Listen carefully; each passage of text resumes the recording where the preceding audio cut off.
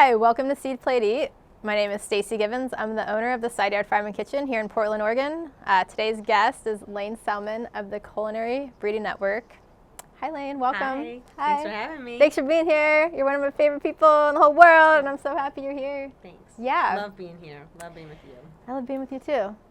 We're like Mediterranean sisters. We are. We're going to whip up something delicious with borage. But before we do that, we're going to talk a little bit about the Culinary Breeding Network. Do you want to tell folks about what that is and how they could get involved and where to find you? Yeah, sure. Thanks. Yeah.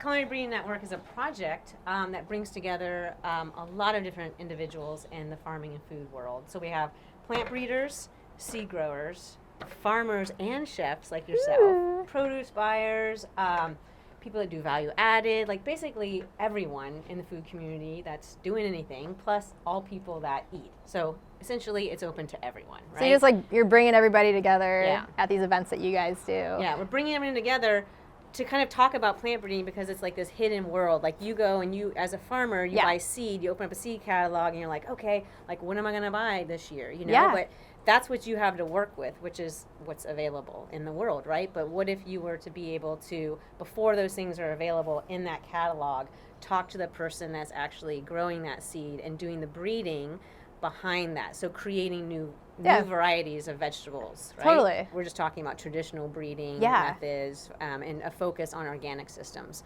on organic farms like yours, and also has great flavor because that's what you want as a chef and that's what we want as eaters, right? Like, oh, you know, I'd love if this one pepper, it was more sweeter, a little bit bigger, I don't know.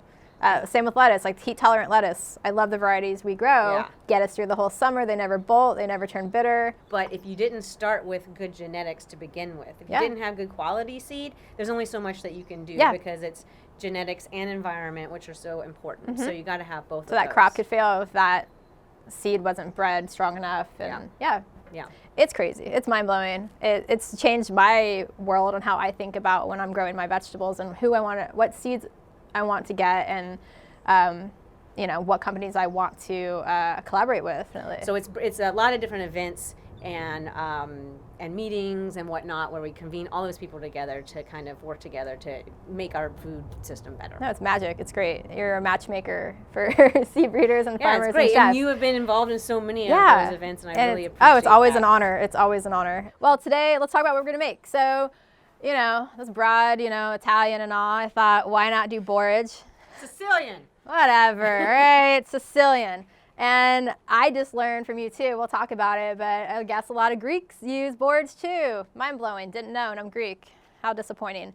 But borage is amazing, and once you got it on your land, it's there forever. It's like the gift that keeps on giving. It will sow its seed everywhere. And for us, it's great because we actually sell our borage flowers to chefs in town. It's in our edible flour mix, or we just sell it separately just like this.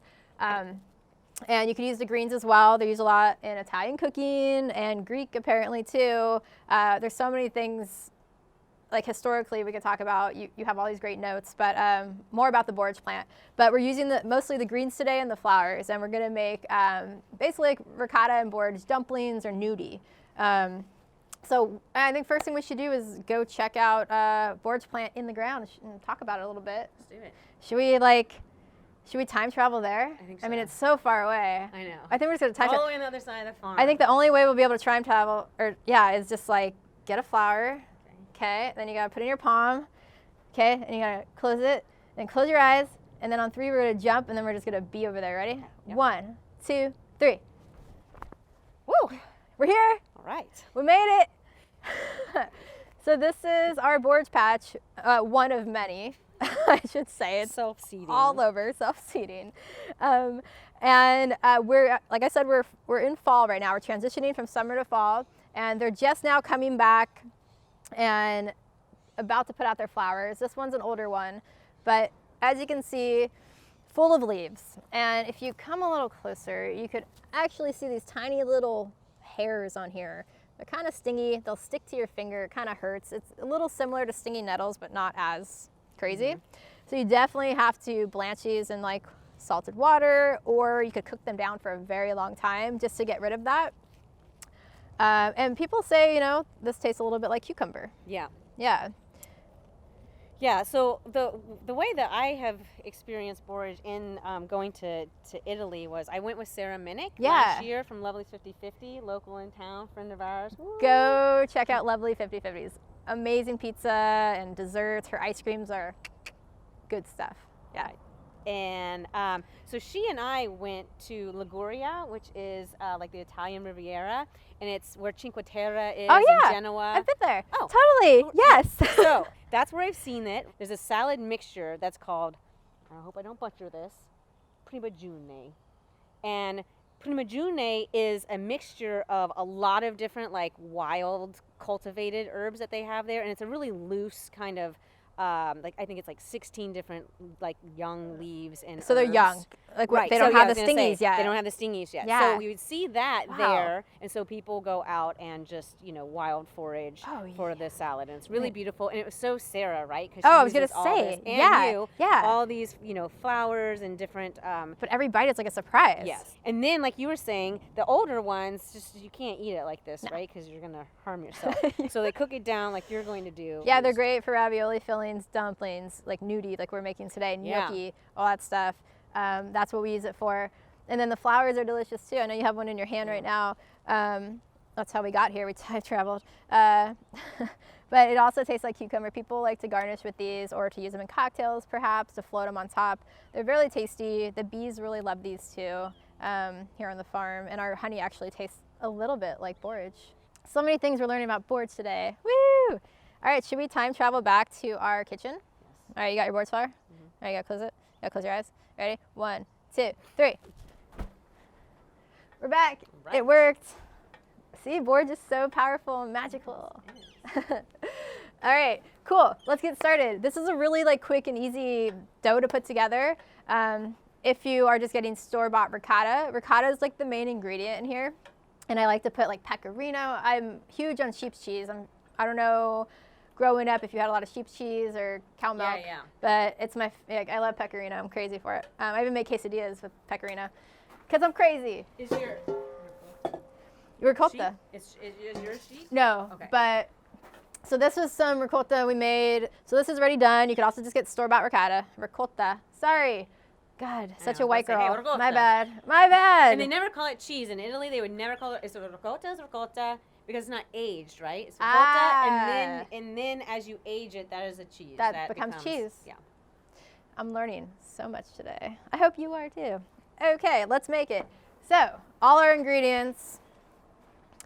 Basically, we got 1 whole egg, 1 egg yolk. Mix that together with a fork. I love cheese, so we got pecorino, we got parm, we got the ricotta. Okay. I watch a lot of Sopranos, so manicotti, ricotta, whatever. They always just shorten everything. They do. They're like, yeah, I get some manicotti, like, come over and eat. They do. Whatever. You figure it out. You know what they're saying. All right. So let's put this together real fast. So we have, let's go over it. 00 flour, a little semolina, nutmeg, some black pepper, salt, our whole egg, and egg yolk, fresh made ricotta, whatever, dude. Pecorino, parm, and then this is our borage greens. I went ahead and just blanched the leaves in some salted water. Got to squeeze the shit out of it in a strainer. It's a little slimy too. Really get all that water out. And then I cooked it down with like a sofrito, like onions and garlic, olive oil, just low and slow for a while, and it smells really I think delicious. This is exactly what they would put in the panzotti, right? Yeah. The ravioli, just put that in there. It's great. That's I think you could just use, if people have borage, they could, in their yard or wherever, they could just, because they don't have it at the stores yet. Hey, so now. We're making a thing. Do we need it? Yeah. Let's do it. I got a lot. New seasons. Are you listening? Would you like some borage greens? I got you. Hit me up. Saturday Farm. But you can just use it in lieu of like spinach or something, right? But you do that same thing with spinach is like squeezing the hell out of it because it's too much liquid. Yeah. And my mom always, when she makes spanakopita with spinach filling, she always adds, give me the stuff, the stuff, and semolina. And that will like kind of suck up that moisture. Do you guys want to see it too? So it's finely chopped, and if you have a food processor at home too, you could just throw it in there and zap it, pulse it a little bit, just to get it super fine. And you could get away with having chunky things in gnudi. or a dumpling. But with gnocchi, you really can't. You know, gnocchi has more flour in it, and it's chewier. And when you roll it out, you can't have these big little chunks like coming out of it. It just won't work. I love dumplings and I love gnudi. It's very easy to put together. It's gonna take no time. You ready? Double O flour. So you're gonna start with your dry ingredients first. Since it's just you and me eating, we're just gonna do we'll do 1 cup. I also throw a little bit of semolina in there. I know on this show I never give measurements. Everything is always to taste and to feel. That's just like the way it is. That's how we learn, you know? Flour, a little semolina, okay? A hearty pinch of salt. A little black pepper. And a little pinch of nutmeg. A little twist there, huh? Yeah. Okay. I'm going to go ahead and add some cheese. This is the pecorino. A couple tablespoons. Parm. A couple tablespoons. Just to give that a nice little mix. Okay. And I'm going to make a little well in the middle. Just like if you're making fresh pasta, kind of similar. And we're going to take our wet ingredients. And ricotta, again, it's ricotta. It's going to be the main star here with the borage. So you're going to put a hefty amount for sure. Why don't we start there? That's about 1.5 cups. Okay, your eggs. There's 2 eggs? It's 1 whole egg and 1 egg yolk. Okay. Yep. Yep.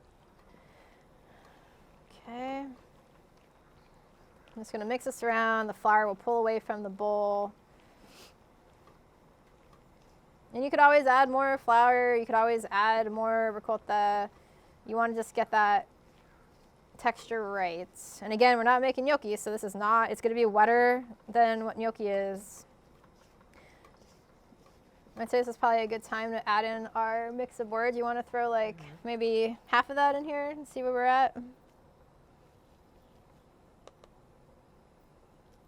Cool. This is coming together nicely. So this is the consistency we're looking for. This actually worked out really well. If you're making gnudi, it's pretty wet.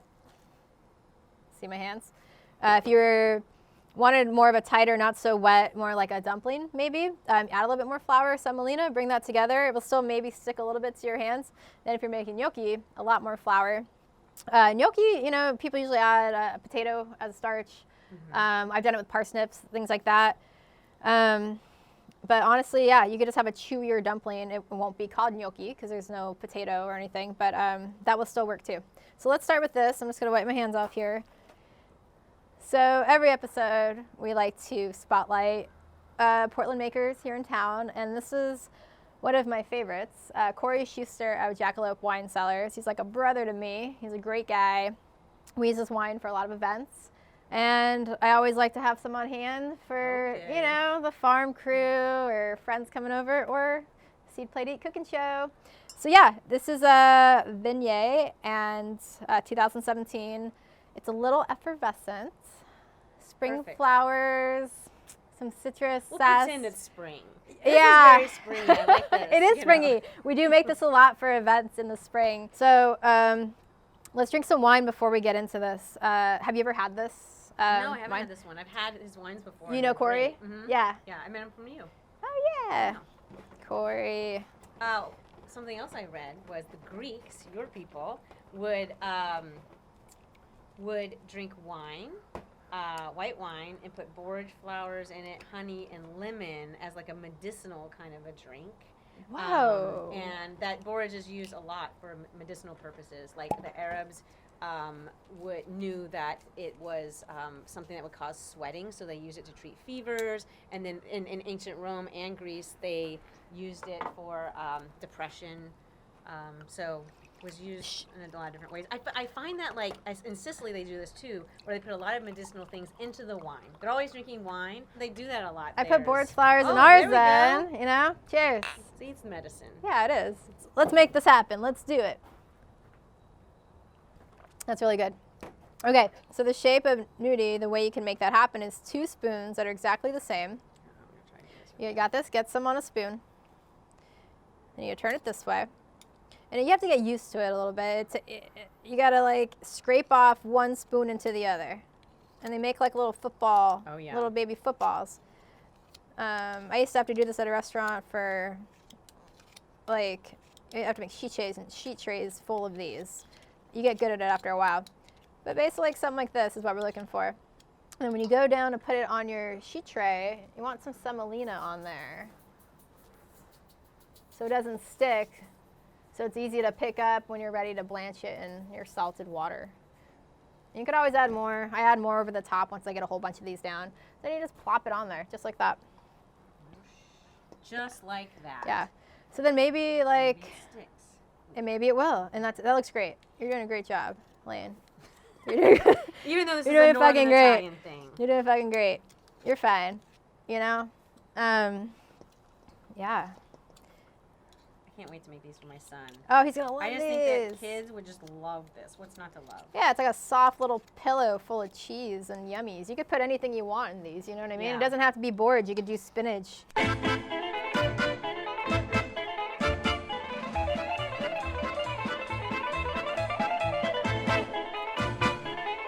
So we're ready to cook these in salted. I have some salted boiling water over here.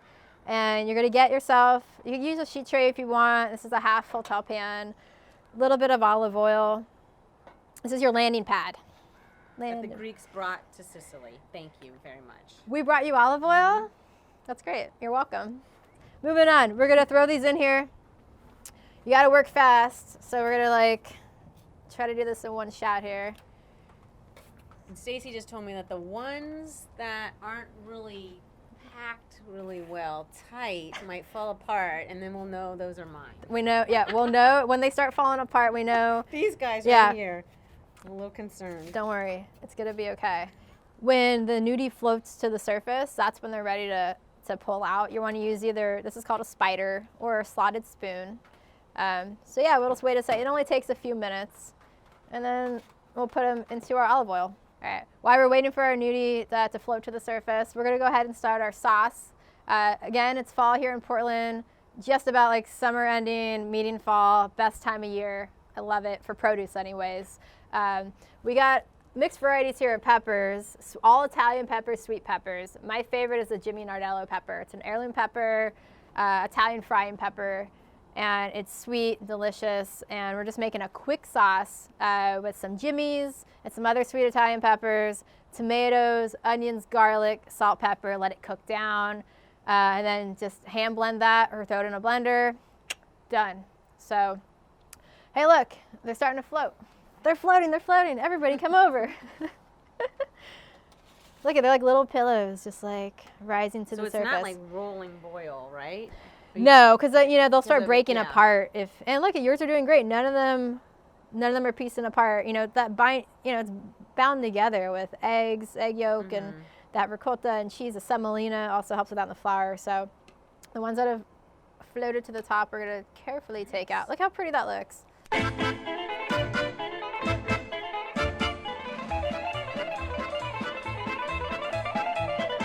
So we're just gonna let this sit. Chill out for a sec. We're making a very quick sauce. So let's go ahead and do that. I'm just gonna chop this up real fast. You know, one farmer here in town that grows these, so many of them. We love supporting them and getting produce from them too, is our friend Kara, Kara Gilbert of Vibrant Valley Farms. She's a fucking force to be reckoned with. Sicilian. Yeah, Sicilian babe.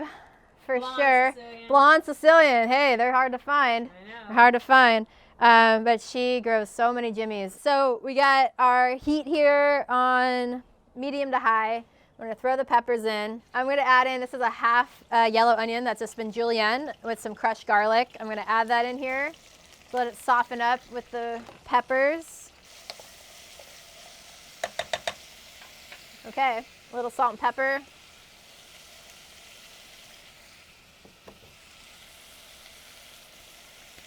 Cool.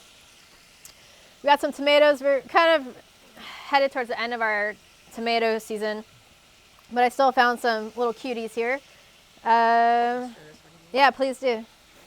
So we're just gonna cut these up into some I don't know, like wedges. It's all gonna cook down. It doesn't matter. And we're gonna end up blending this anyway, so consistency, like it's not gonna be a chunky sauce. It's gonna be a nice puree. It's gonna be great. Well, how about while we're waiting for that, let's talk about Nigella. Oh, yeah. Nigella Seeds. So I learned about Nigella Seeds from Timothy Wastel. He's a chef here in town. Where is he now? What winery? He works for Antica Terra. Antica Terra. He is so inspiring. I've known Tim a long time. He works with the Culinary Breeding Network a lot. Yeah. But one year he had me grow Nigella Seeds for him. And Nigella Seeds, this is what they look like, the pods after they're dried. And inside here are these black seeds, and they taste like onion. So we're gonna garnish today, just to add a little crunch and a little flavor with these Nigella seeds on the plate. Thanks, Tim, for that tip. Every year now I grow them. So yeah, those look great. We're gonna, at this point, the peppers and the onions and the garlic are nice and soft and translucent. So we're gonna go ahead and add our tomatoes to this and have it cook down and bring our sauce together. Whoop, tomato down. And this tomato variety is Moscovich. It's a red tomato. It's great for sauces, for slicing tomato. These were just small ones. They usually get about this big. These were just small little babes that ripened up and great for something like this, for sauces and stuff. Yeah. You're not drinking your wine, girl. Oh, yeah. I was going to save some for the Gnudi. Oh, there's a whole bottle. It's 10 in the morning. We have meetings after that. Yes. So at this point, we're going to add a little bit of liquid, just a little bit of water, or if you have vegetable stock on hand, just a little bit. Not much, because we're going to end up blending this. And you just want to really cook it down and get those concentrated flavors from the peppers and the tomatoes, cook all the liquid out of the tomatoes. This is a super simple sauce, though. My mom used to make something like this, very similar, growing up, so I still make it, but with our farm fresh goods. I think the sauce is ready for blending. So I'm going to turn this off. It looks like sauce right now. But we're going to make this into a nice, smooth puree. Ah, it smells so fucking good. Honestly, hot pan, olive oil. Wait till it gets hot. Throw your Gnudi in. Your Gnudi, it's been sitting here for probably 10 minutes now. You could use brown butter if you'd like to, which adds more flavor. This is really good olive oil, so that's great too. And we're just gonna get some color in it, and that's really it. Plate it up, we'll garnish, yeah.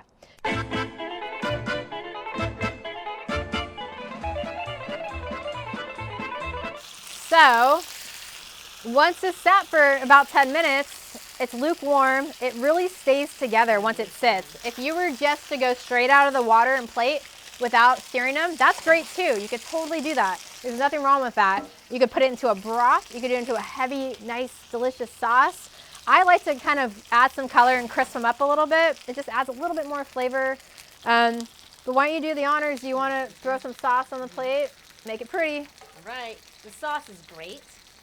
I would have taken it up a little notch with some anchovies. Just for you guys at home that don't have an aversion, put a couple of anchovies in there. That's a great idea. It does add a lot of flavor, but I'm hungry. I want to eat this morning. We're not putting anchovies in it. Sorry, Elaine.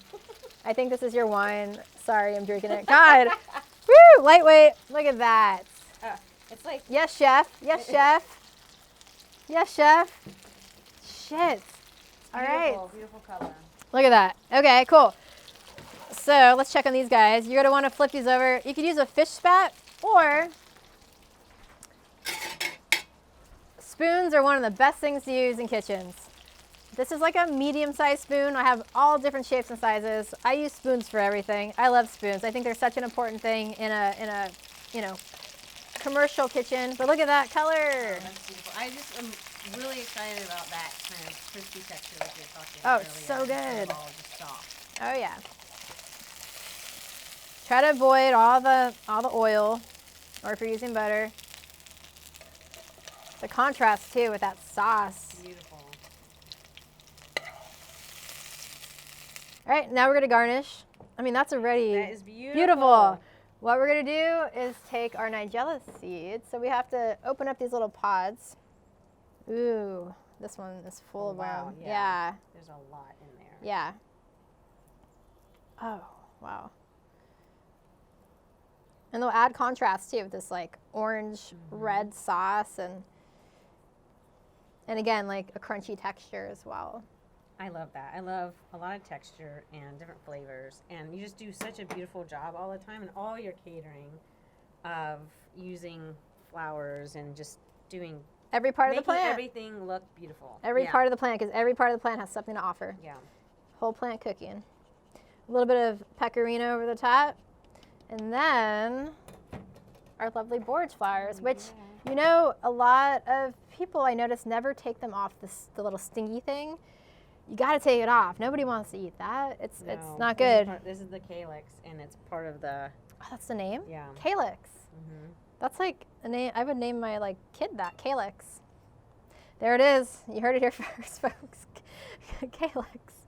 And yeah, look at that. It is gorgeous. Now let's just eat out of the pan. We don't need plates. No. Here we go. I'm so excited. I am too. This.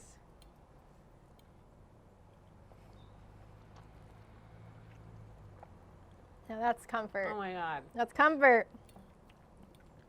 I could eat all of this. That is delicious. Let's try it with the wine. I think everyone should make this at home. It's really easy to make. You saw how easy it was. You don't need a recipe. Just do it. All right. Well, I just want to thank you for being on the show, Lane. Thank you. Check out Culinary Breeding Network. They're amazing. They have a bunch of like sagras and variety showcases coming up. Yeah, this winter. Yep. And you're also going to Hawaii. Yeah, we are doing a big campaign for winter vegetables. So there's first the culinarybreedingnetwork.com website that you can find all the future events that are coming up. And then we also have eatwintervegetables.com. And a lot of the events are also listed there that have to do with winter vegetables. So you can find out about all the events there. And then you can follow us on Instagram, culinarybreedingnetwork.com. Yeah, I look forward to the variety showcase every year to take part in it. It's literally a highlight for me every year. It makes me happy. Well, thanks for always having me. Participate and support us. I love you. Yes. Yeah, thank you for watching Seed.Plate.Eat. I'll see you next time. Thank you.